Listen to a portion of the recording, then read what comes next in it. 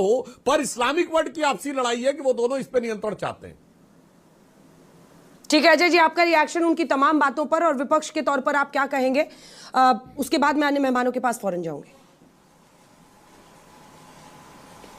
अंजना जी, दो तीन बातें हैं। पहली बात है विदेश नीति की स्पष्टता, स्वायत्तता और स्वतंत्रता, जो हमारी कोर रही है, सिद्धांत रहा है, मौलिक मूल्य रहे हैं कि हम अहिंसा के पुजारी हैं लेकिन न्याय के साथ खड़े होते हैं। क्या भारत की विदेश नीति मोदी जी के इस दौर में, अभी के दौर में बदल गई है?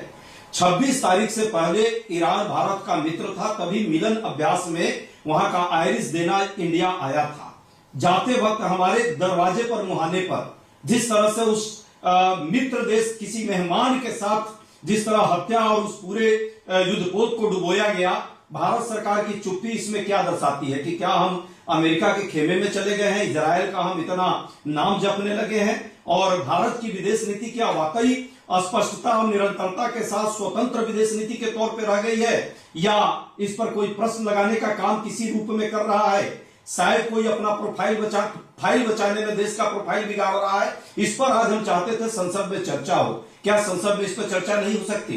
दूसरी बात, तेल की कीमतों की बात है। अभी आपने देखा, 2 दिन पहले आपने भी रिपोर्ट दी, कैसे एलपीजी गैस का अचानक जो है रेट बढ़ाया गया, 60 रुपए सामान्य और 115 रुपए कमर्शियल पर। आगे की भी जो स्थितियां बन रही है वैश्विक स्तर पर सबने देख लिया। नेचुरल है कि महंगाई की मार हमको झेलनी किसी न किसी रूप में पड़ेगी। डॉलर बनाम रुपया आज ही देख लीजिए 93 रुपया पहुंच गया। इस पर सरकार से हम, पार्लियामेंट चल रहा है, इस पर हम चर्चा चाहते हैं कि आगे रणनीति आपकी क्या है। यदि कोई समस्या होगी, विपक्ष आपके साथ खड़ा होगा।